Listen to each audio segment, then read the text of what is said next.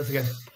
Hey, all right. Hey, everyone. Sorry we're a little bit late today. If anyone's out there, my name is Randy Searles. I'm a ghostwriter, developmental editor, book coach, and a former Green Beret and Ranger. And we just set this YouTube live up to answer questions and kind of address mostly the military writers out there, but anyone else who's interested.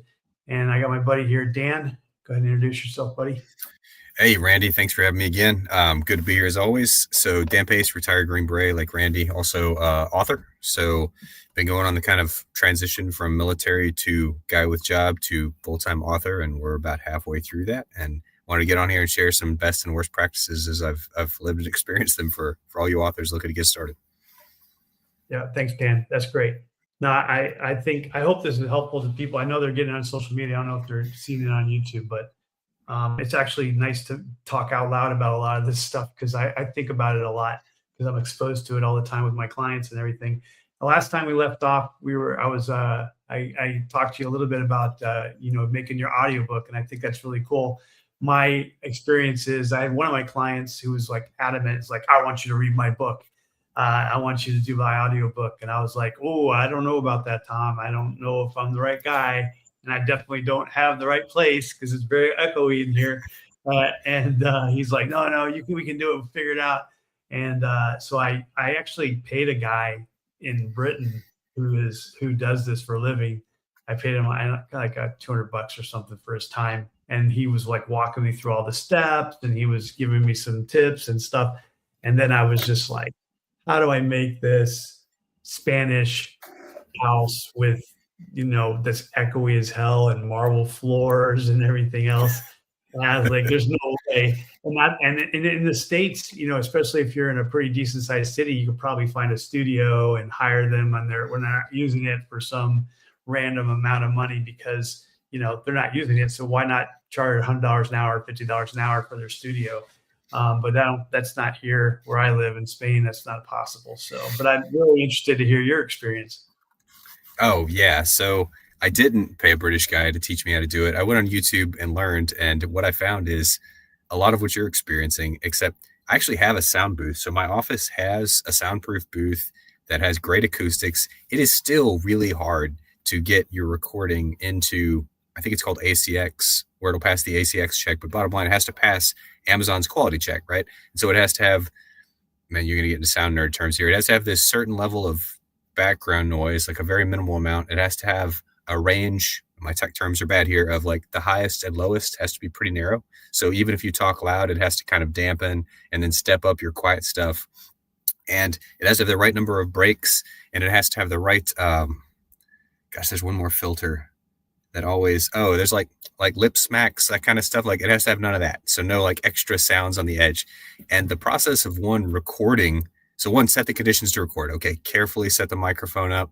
It took me 2 days of fiddling to get a recording that would be acceptable, which is okay. I set the knobs on these because there's like a gain knob and some other knobs. I don't know what that shit does, but you're stumbling through to figure it out. You get all that set up. You finally record a clip. Then once you record it, you have to edit it because it doesn't come out anywhere near the quality that Amazon needs to publish. And so like more YouTube videos, there's a program called Audacity. I use that for my podcast. So it's free. It's a good program. There's a little bit of a learning curve on it though. And so you have to figure out one, how to work Audacity, how to get it set up so it'll capture your stuff right. Then you have to work through like your, I guess your TTPs of doing takes, right? So I'm like, I read through for a while. I screwed something up. Okay. Stop the recording, start the next track, start it 5 seconds back, keep talking. Okay. Figure out now I have to clip these, mix master them. I'm like the damn dude in the 80s with the little slidey things. Like that's me trying to fiddle fuck with this thing. And DJ Dan Pace. We finally got there.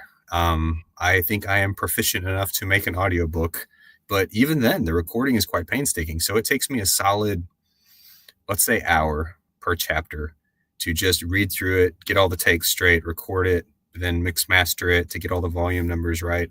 And I'm 2/3 of the way through my first book, and I just need dedicated hours when I can sit in here and read and do it all and edit. And it's hard to find that time. So it's a bit of a chore. I think that it's a solid thing to do. I think audiobooks sell well. I think there's a reason that they're kind of expensive. I could see why they're kind of expensive because they're pain in the ass to make. Um, but I encourage people obviously to do it. It's just know that it's not going to be as easy as like, well, I'll just sit here and read my book and I'm done reading my book and I'm done. Like, oh no, you're going to read that book many, many times before you get that thing just the way it needs to be to actually publish. And I still haven't published it. So there might be some more hurdles I don't even know about, but that's all I've got to this point. So when you say you have a sound studio in your office, is that like your external office that you're in right now, or do you in your office in your house you actually have one?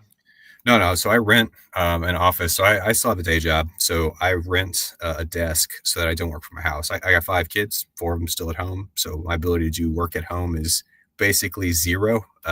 So I rent space down the street and I go down here and work. And we're under the flight path on the airport. And so like F-22s take off. And so they built these little sound booths so that when you're doing a VTC or a meeting, you can actually hear the other person. And they just have spillover benefit of also being really good for recording books and podcasts.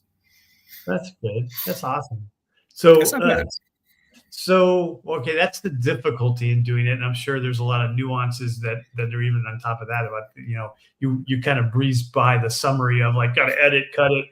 I learned when I first started doing my podcast, I watched some videos. I actually took a course, and they suggested Audacity, so I brought Audacity. And yeah, there's a little learning curve there if you've never done anything like that before. You're just like, okay, Google, how do you do this? And watch a couple hours of videos, and then you can do most of what you want to do after that. But and so my next question is, I heard a lot of rumors. I don't know if they're rumors, but I heard a lot of gossip in the channels that I run around in that, putting it on Audible is not necessarily the best way to make money because they really skimp you. They take like 60% or more, and you have to offer it at a good deal or something like that. Have you done your research on that yet? So yes, my research doesn't disagree with what you're saying. So one, you will have to split royalties or come up with some kind of deal with the guy who records your stuff, right? So right off the top, unless you're doing all of it yourself, you're kind of a split owner, right? So, okay, so if you want to go find a guy to record your audiobook, then in theory, he has some rights to the audiobook, or you have to pay him to do it. And so that's step one. Do you do it all yourself, or do you kind of sub out pieces? Then once it's on Audible, to me, it looks comparable, and I haven't done it yet. So this is just a guy who's researched it. It looks comparable to Amazon, right? They take a pretty hefty cut, but you get really great market access. So it's right there on your page. People can see, here's my book. Okay, look, there's the Audible book right there available. Also with audiobooks, you have to worry about things like, how's the person actually going to listen to it, right? So I could list it independently on my website, but are they going to download, I guess, whatever audio file, like an MP3? Can I record it as an MP3 and then sell it and just release it as an MP3? Is that manageable? Like usually Audible has, some kind of features to it. Like I listen to audiobooks when I'm commuting, and you can like play through it pretty easily. The chapters are broken down nice and neat. It kind of looks clean, and it's in a format that people expect. They can delete it off their phone and add it real easy. So I'm not going to say there's not a better way to distribute, but I will say that for this guy who's just like doing it the first time, Audible looks pretty appealing. Like, yeah, they take a bunch of my money, but they also make it accessible to the people. They're like, look, I just want to download your book on Audible, and then when I'm done with it, I want to delete it so it doesn't clog up my phone with like, it only has like 2 free gigabytes of space left with all my pictures on it. I can't afford to have more than one audio book on there. So just give me a way to get it on there real easy and then delete it. Audible does all that. And they have any way to kind of collect. So there may be a better way, but I am going to list on Audible. That is definitely my initial play. And then from there, we'll Audible, if we want to go a different direction. So we'll see. I don't know. So my research is, we've talked about BookFunnel for digital book, getting your digital book out on your webpage or something like that. They also, from what I understand, and you can be my guinea pig, they also do audiobooks distribution. So I think they have their own app, maybe, and that you download it, you can listen off their app instead of your Audible app, for instance, or something like that. So you're right. I forgot about that completely because I have a BookFunnel subscription. That's how I do my digital distributions. Although, I mean, to be candid, I'm not sure if I'm going to continue it. And here's why. And I don't know Audible book might change my math on this. So far, if I do a direct sale off my website, the person can access it as a PDF and download it, or an EPUB, and they just can't download it. So my Wix or Shopify will just send them a digital file and they can download it right there.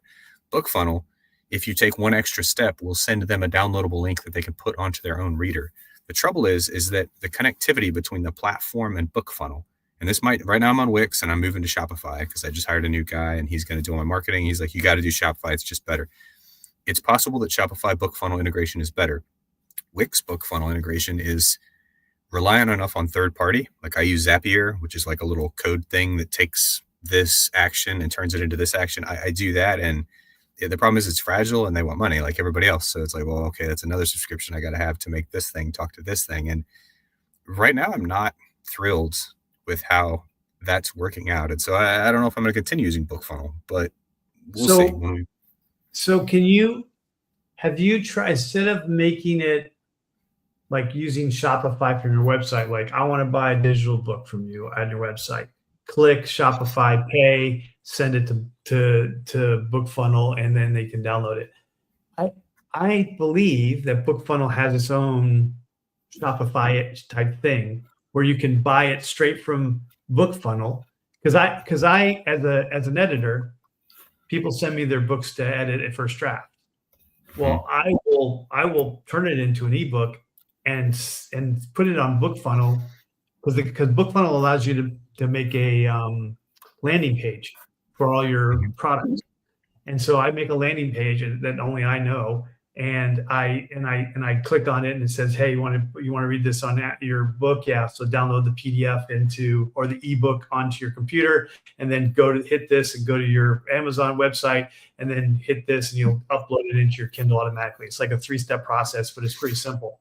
And then that's how I read it. And I take notes while I'm reading it.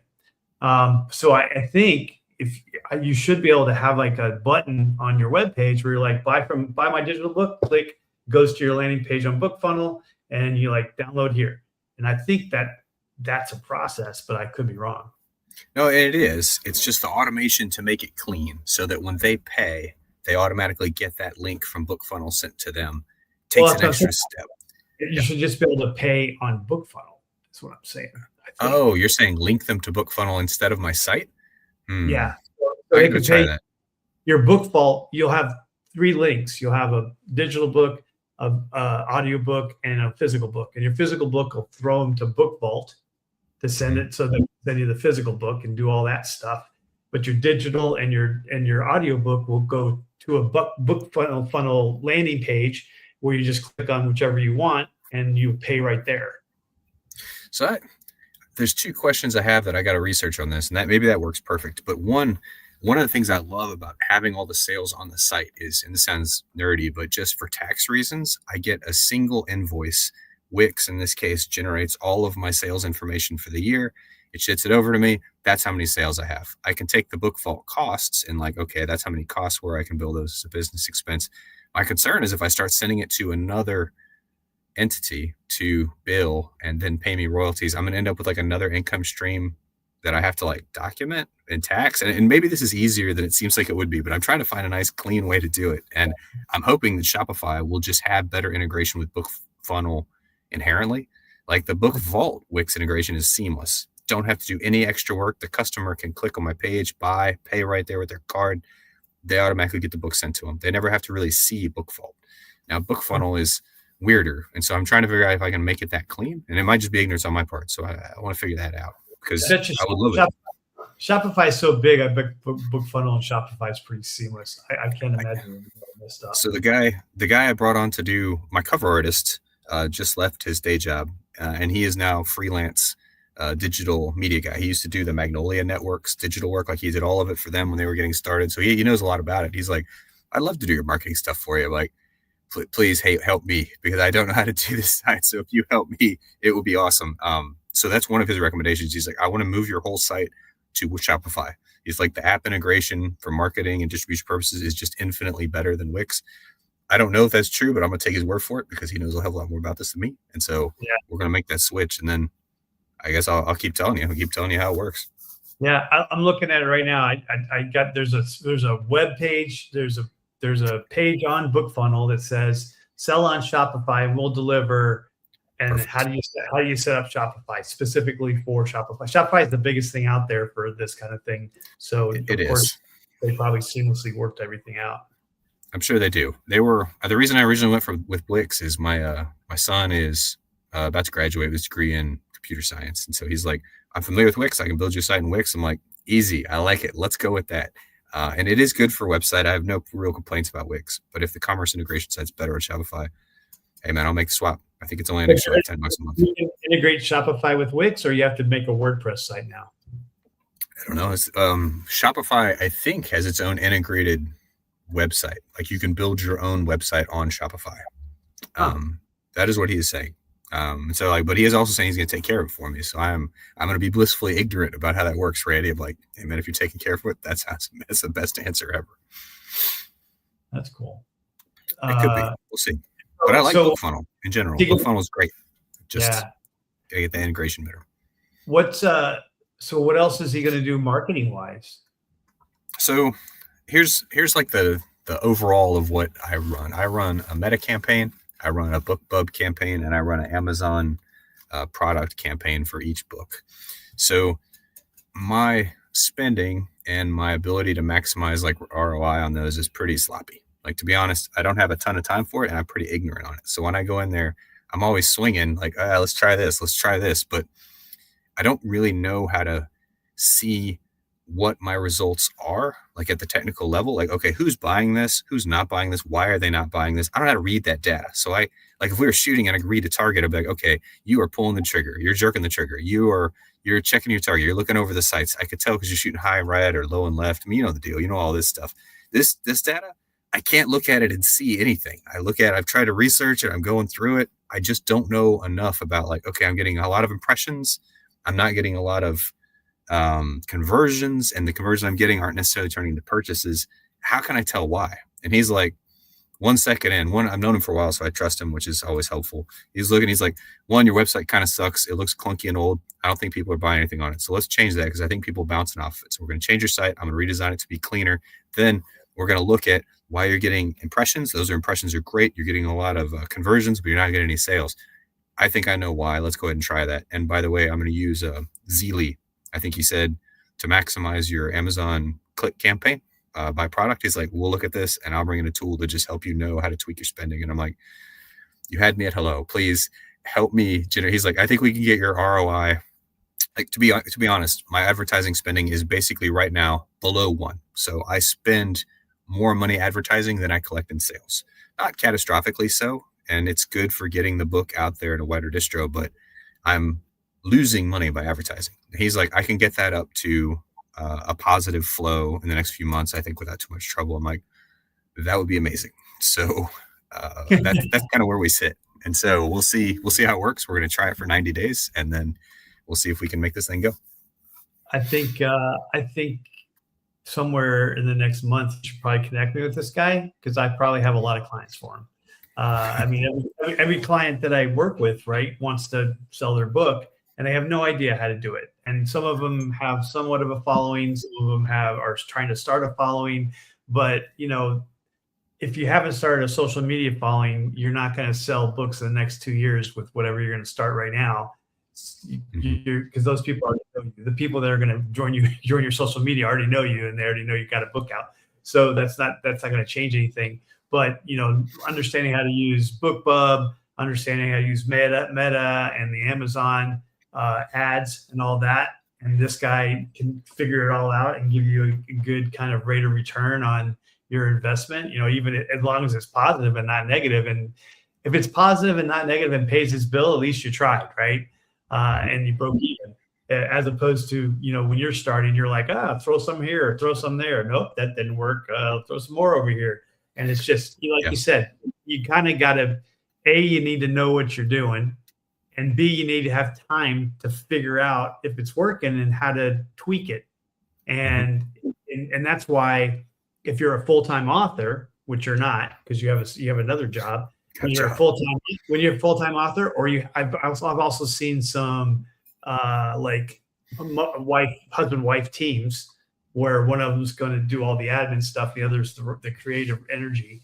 And so they dedicate, that's what they do. One of them's like burning out books every 3 to 6 months. And the other one's like, okay, we got to market the last book. We got to market the first book. We got to figure out what's working, what's not working. And that's a full-time job for the most part. And that's, yeah, I can understand that. And that's a really good point. It's frustrating to be taking actions and to not know why you're getting the results, right? It's almost like being a little kid again, where you're like, I turn on the light comes on. I turn on the switch, but the light doesn't come on. I'm like, what? Why didn't the light come on? Like, that's how I feel with marketing material, is you're just doing things and not understanding the cause and effect at all. And his knowledge and experience are great at being like, this is why you're not getting that effect. Try this instead, do this instead, and you're going to see positive. And also, just frankly, the quality of product he makes for like an on-screen advertising and podcast is just better. Like, I just emailed you one. I don't know if it's even possible to bring it up and show you, but he basically is like, look, the quality of thing you're bringing up to kind of show your book looks kind of amateurish, probably because you're making it yourself. Like, this is what's going to really take you, to the next level, and like have people say, okay, this looks a lot more credible. And like I said, I just sent you one. I was looking at it earlier. It just looks way better than the things I make. So it's good on him for being like a digital marketing expert. Oh yeah. I'm looking at it right now. It looks nice. It's simple. It takes him seconds to build that stuff. It just looks a lot better than when I build a thing, and as it should, right? Again, he just knows what he's doing. And so as I go on podcasts, I'm going to just start destroying these. He's like, I'm going to make you one with your every podcast. He's like, most of the hosts will know how to list this thing and just have a simple link to it to your site. He's just have them post that, because people's engagement with that, instead of you just saying, oh, here's my site and here's my book, is way higher. Give them something they can click on, and it just works better than them trying to retain the thing you said or write it down or go type it into the browser. Yeah. Yeah. I mean, I made my website when I first started, and I didn't get a lot of engagement. About 2 years in, when I was making some money, I was like, okay, well, maybe I need to hire someone to kind of revamp it. So he revamped a little bit of it and kind of helped me with some things I wasn't sure of. And he still left it it's tweaked. It's not, I'd say we could probably make it better, but right now I got enough engagement that I can't even keep up with all the people. So, and when I have a problem with like, I don't have enough work, then maybe it's time to an upgrade. But right now I think I got enough work. It's not a problem right now. It's working fine, right? Yeah. Well, it's different. So my click to buy ratio for my services is a little different than yours, right? You're making $2 a book. I'm making, 4 figures of service. So if I get two buys in the month, then I'm good. I'm good for that month. So that makes perfect sense. Different model, right? Totally different model. Yeah. And if I get 50 people to visit and 2 people buy, that's horrible for books, but it's pretty good for my services.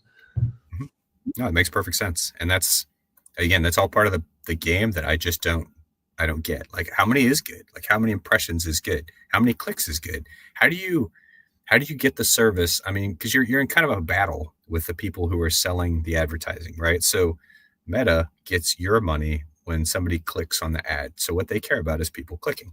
I get money when they convert and buy a book. Does Meta necessarily care as long as they click? I mean, I don't know, right? I mean, I don't really know. Maybe.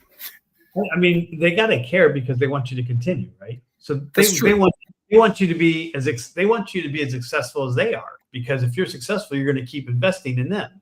So they have a vested interest in you being successful. There's also probably something to be said by, hey, if we get 1 billion people to try us every month and they all fail, and we get another 1 billion, next month that they're going to try, and they all fail, we don't really care because we're making $1 billion a month. But on the other hand, if you are, if you're laying out $500 and you're making $2,000 off that 500, and then you're going to do it every month, and then when you got a new book, maybe you'll do twice that much or something like that. So they have I believe they have a. It's all about money, right? If they weren't making anything, they could care less. But since the more you use them, the more they make, they're probably interested. They probably have make good videos and stuff for how to use it and how to think about it and stuff, because it's worth their time to do that. They want you to continue to work with them. No, and you're right. They have great product support to a degree, but again, it's almost like learning another language. And so when you're clicking it in and you're really starting to get into the tech details of this is a campaign, this is what's the next echelon down, and then you have like an ad set, and then you have ads, and there's this tiered, okay, well, you edit this at this level and this at this level. And so it's not like they don't kind of tell you how to set that up, but again, it's pretty arcane, man. And I really feel like I'm like the 6-year-old alchemist in there. I'm like, all right, let's take some bleach, let's take some mom's makeup, we're gonna get, hey, here we go, we got a thing. Like, oh, it didn't work, it's gross. And so even with their help, it's still just complicated. And so, bad on me. If I had more time, I could probably, I think, master it. But there's also kind of an art to it, and some people got it and it comes natural. And I don't believe that I'm one of them, but maybe I'm wrong. I guess so have you ever heard of Author Nation? Mm-mm. So I think I may have told you about what they used to be called. They used to be called 20 Books to 50K. Yes, you did tell me about them. 20 Books to 50K. It's still a Facebook group. It's got however many 50,000 followers or whatever. It used to be I think it still is a very giving Facebook group. Like, you weren't allowed to advertise services. You weren't allowed to advertise products. You could say, I know this guy, and here's how you can contact him, but you can't market their stuff, or they'll kick you off the site. And in general, it was a very giving community of self-published authors who were just trying to help each other. And they would say, people would put their covers up there and say, what do you think? And they're like, whoa, the colors kind of clash. I wouldn't be able to read the author's name because it's so small and the font's weird, or something like that. So very giving. And then when TikTok started becoming a hit 4 or 5 years ago, Book Talk, the people were going, hey, what about this? And they're like, oh yeah, I'm doing it with this, and this is becoming successful. And they were sharing all the tips and stuff. And so it was really great. People would, you could put whatever question you wanted about self-publishing, and you get 20 or 30 responses really fast. And then they started having these conventions in Vegas, which obviously started making money for the guy who owned the Facebook group, because Sure. he'd have all these sponsors and whatnot. And so it's this week-long thing in Vegas, and then he sold it 2 years ago, I think, to something called Author Nation. So now they have the Author Nation thing in Vegas every November, I believe it is. So I only say it so if you're interested, or anyone who's listening is interested, Author Nation, and it's the biggest author, software and marketing, and Amazon ads is there, and Meta ads is there, and BookFunnels there, and BookVault. That's where I found out about BookVault. BookVault's there because they still are based in the UK, and they expanded to the US only a couple of years ago. And they have some spinoffs of that Author Nation. Well, the 50 Books to 50K had spinoffs in Amsterdam and Madrid and the UK. And then when Author Nation bought them, they didn't buy the other spinoffs. So the spinoffs changed into something else. And so I have one in Spain here that's called the publishing. It's called, oh man, it's such a weird name. It's called GPS, Global Publishing Summit. And so They have that year, and I already signed up. It's in April, and we're in Sevilla. And it's only a 2-day event, but they have people from all over Europe that come to it. And that's BookVault. That's actually where I saw BookVault, because I never made it to Vegas, but I went to the first Sevilla one 2 years ago, and BookVault was there. And so I was like, oh, what do you guys do? And I was like, oh yeah, we do this and this and this. We're out of UK, we're expanding in the US. And that's when I heard about them. So they always have some good sponsors down there. I'm super happy with BookVault. You were the one that introduced me to them, and it is definitely a question about how you do that when you start self-publishing. And there's, again, a couple other options, but thus far I have zero complaints. They do a good job. I even got my little custom, they call them bespoke books, right? And I kind of hate that word, but it doesn't matter. But you get your little custom tailored with your ribbon and all your stuff on it. And I got that edition done on the latest kids book, and it just looks great. They do a good job. Their quality's solid, and the business model is pretty clean. I've heard people have complaints sometimes, but personally, I never had anything a good experience. A little slow shipping time would be my only complaint because they use media mail, but I mean, it keeps the cost down. So if you want to compete with Amazon for getting books to people, you got to make sure and keep that shipping cost down. That's a huge turnoff. Do you, is your kids, your kids' book, is it in color? It is not. So I actually did it all pen and ink. So it's all just a fountain pen. And so the cover's color, but all the interior isn't. And I just like it that way for aesthetic purposes. Okay. Huh. Cool. Yeah, I've been meaning to get to that Vegas Author Nation thing, but I think I would have liked it better when it was 20 books at 50K. It seems like it's a little big now. It's like a big circus now. I mean, I've never been, so, and I like conventions, so I'm not going to crap on it. It does, when you hear about it being sold, you think, well, if somebody bought it, it means it probably makes a lot of money, which means it's going to be very monetized. And that doesn't mean it's bad, but it does make me like, okay, I don't really want to go to a big monetized. I mean, I've gone to SHOT Show before, which is like the gun equivalent in Vegas. I know what that feels like. Like if the book thing feels anything like SHOT Show, I'm like, I don't know if it's quite what I'm looking for.